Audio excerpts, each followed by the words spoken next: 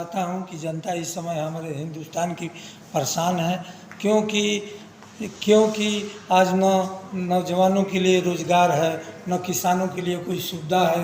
हमारे देश की जनता परेशान है और जनता ये चाहती है कि इस सरकार से हमको निजात मिले। क्योंकि देखिए, हमारे हिंदुस्तान के गरीबों के पैसे से, हिंदुस्तान के नौजवानों के पैसे से, किसानों के पैसे से, मजदूरों के पैसे से पार्लियामेंट बना, लेकिन हम लोगों का वही हालात है कि हम लोग को सम्मान नहीं मिलता है। जो हमारे मुल्क जो माननीय राष्ट्रपति महोदया हैं, उनको भी सम्मान नहीं मिला, इसलिए कि वो दलित आदिवासी परिवार से आती हैं। यही समस्या है। धर्म के नाम पर हमारा देश बट रहा है। धर्म बड़ा नहीं है, पहले तो देश बड़ा है। बाबा साहब का संविधान बड़ा है और बाबा साहब के संविधान से ही हमारा देश चलेगा। लेकिन आज ऐसी सरकार बैठी है जो संविधान को मानने वाली सरकार नहीं है। आज हमारे आदिवासी भाई, गरीब, दलित सारे परेशान हैं, अल्पसंख्यक परेशान है। तो मैं चाहता हूँ कि सबको न्याय मिले। आज हम लोगों का आरक्षण लूटा जा, बैकवर्ड दलित अल्पसंख्यक का आरक्षण लूटा जा रहा है। कहीं न्याय का उम्मीद नहीं है, कहीं न्याय नहीं मिल रहा है। सारे लोग परेशान हैं। सामंतवादियों के गोद में बैठे हुए अधिकारी सामंतवादी विचारधारा के बैकवर्ड दलित अल्पसंख्यक को न्याय नहीं दे रहे हैं। मैं तो चाहता हूं कि हमारे देश के नौजवानों को रोजगार मिले, किसानों को सुविधा मिले, और सरकार देने वाली नहीं है। ये सरकार उद्योगपतियों की सरकार है, गरीबों की सरकार नहीं है। देखिए, पार्लियामेंट बना जरूर, लेकिन उस तरह से उद्घाटन नहीं होना चाहिए। काहे कि हमारे देश में धर्मनिरपेक्ष देश है, हर धर्म का सम्मान होना चाहिए। लेकिन प्रधानमंत्री का ये नौटंकी अच्छा देश को नहीं लगा, क्योंकि राष्ट्रपति महोदया उद्घाटन करती, उसमें आपका भी प्रधानमंत्री नाम होता। आप ही पार्लियामेंट नहीं बनाए हैं, पार्लियामेंट बहुत बना है, लेकिन आप जैसे जो करई करने वाला माननीय प्रधानमंत्री जी, मैंने आप जैसे आदमी नहीं देखा। क्योंकि आप हर मामले में अपने मन की बात करते हैं। आपके मन की बात से देश नहीं चलेगा, ये संविधान से चलेगा।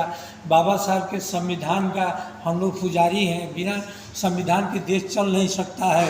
और ये सरकार को उखाड़ फेंकेगी जनता, क्योंकि न्याय मिल नहीं रहा है। हवाई चप्पल बोलते थे कि जहाज़ पर बैठेगा, वो आज पैर में हवाई चप्पल नहीं है, पेट में भोजन नहीं है, पेट खाली है। कैसे हमारे लोग विकास करेंगे? शिक्षा की दोहरी नीति अपना दिए, शिक्षा प्रदेश देश का बर्बाद कर दिए। माननीय प्रधानमंत्री जी, मैं आपसे पूछना चाहता हूँ, स्विट्जरलैंड बैंक से काला धन ला रहे थे, वहाँ 100 गुना जमा करा दिए।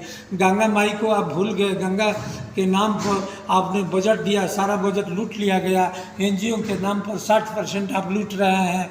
एनजीओ अधिकारी 60% आपको भेज रहे हैं। क्या प्रधानमंत्री जी केयर फंड का पैसा जनता को बताएंगे? केयर फंड का पैसा लूटकर सारे विदेश में रोजगार में आप लगा दिए हैं। आप प्रधानमंत्री कुर्सी से हटेंगे तो आपकी जांच होगी, और हर स्तर पर जांच होगी। सारा सरकार संस्थाएं सरकारों के बेकार कर दिए हैं आप। उसमें सारे आरएसएस की भर्ती करके सारा संस्था बेकार हो गई। आज न्याय का उम्मीद नहीं है। और बैकवर्ड दलित का आप काउंटर कराते हैं और सामान्य का नहीं कराते हैं। और मैंने हमारे प्रधानमंत्री जी तो जो है ये हैं, हमारे मुख्यमंत्री जी ये भी आज बोल नहीं रहे हैं, मुंह नहीं खोल रहे हैं। क्योंकि जो ब्रिजभूषण ने बलात्कार किया, वो लखनऊ में लिया कर किया, इसकी जांच होनी चाहिए। और यही नहीं, एक गुंडा की महिला बोल रही थी कि हॉस्टल में 80% लड़कियां जो हैं, 70% लड़कियों के साथ छेड़छाड़ किया गया है। ये जांच का विषय है। मुख्यमंत्री जी, माननीय मुख्यमंत्री जी, इसको आप ध्यान से देखिए। आप उत्तर प्रदेश में एक ईंट रखने का काम नहीं किए हैं। आप जतवादी है, सामंतवादी अधिकारी पोस्ट करके दलित वर्ग और अल्पसंख्यक को पिटवा रहे हैं और एक जात की भर्ती करा रहे हैं। कहीं देखिए सिर्फ जनरल भर्ती हो रहे हैं। आप मोनसब के भर्ती में 56 सिर्फ जनरल हुए। ये बताइए कैसे चलेगा? यूनिवर्सिटी में सिर्फ जनरल। आप 5% है, आप राज करेंगे। हम लोग 85% आपका झोरा ढोएंगे। कोई ओम प्रकाश राजभर, संजय निषाद हम लोग नहीं हैं। हम लोग लड़ने वाले लोग हैं। कौ दिन आप बैठेंगे कुर्सी पर आप बैठ नहीं पाएंगे। आपकी जनसंख्या बहुत कम है। माननीय मुख्यमंत्री उत्तर प्रदेश सरकार, आप संभल जाइए। दलित और बैकवर्ड और संख्यक को पिटवा रहे हैं, तो आप कब तक सुरक्षित रहेंगे भगवान ही जानते हैं। हम लोगों की भी पारी आएगी, हम लोगों का भी समय आएगा। माननीय मुख्यमंत्री जी, आप संविधान का पुजारी बनिए, बाबा साहब का पुजारी बनिए। आप झूठे भंडल कर रहे हैं, इसे नहीं चलना है।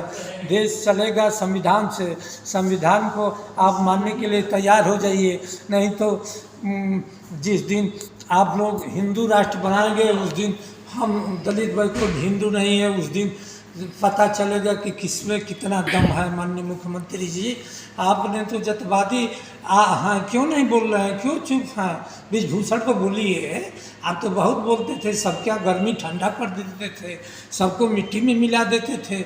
आज क्यों मुंह छुपा रहे हैं और मुंह छिपा कर दौड़ रहे हैं? माननीय मुख्यमंत्री जी, जरा बोलिए ब्रिजभूषण पर, क्यों नहीं बोल रहे हैं? चिन्मयानंद को बोलिए और सेंगर पर बोलिए। ये सब नहीं बोलेंगे। आप कहें कि आप लोग जन्म से बलात्कारी रहे हैं, और जन्म से बलात्कारी रहे हैं। आप लोग हमेशा बलात्कार किए हैं, गरीब दलित वर्ग का अपमानित किए हैं। और इसी शब्दों के साथ मैं नौजवानों से अपील करता हूं कि आप लोग एक हो जाइए। दलित अल्पसंख्यक इन लोगों को कुर्सी से हटाइए और आप लोग कुर्सी पर बैठिए। किसान का बेटा प्रधानमंत्री जब तक नहीं बनेगा तब तक न्याय नहीं मिलेगा। उत्तर प्रदेश में किसान का बेटा, मजदूर का बेटा मुख्यमंत्री नहीं बनेगा तब तक न्याय नहीं मिलेगा। और दलित बैकवर्ड प्रकाश राजभर और संजय निषाद से सावधान रहे। ये सब आरएसएस वालों को झूरा ढोने वाले हैं, आरएसएस के दलाल हैं ये दोनों। आरएसएस से पैसा लेकर घूमते हैं, इधर उधर खाली बहकाते हैं दलित बैकवर्ड को। आप लोग इन लोगों से सावधान रहिए। जय भीम, जय भारत, जय भारतीय जनता पार्टी।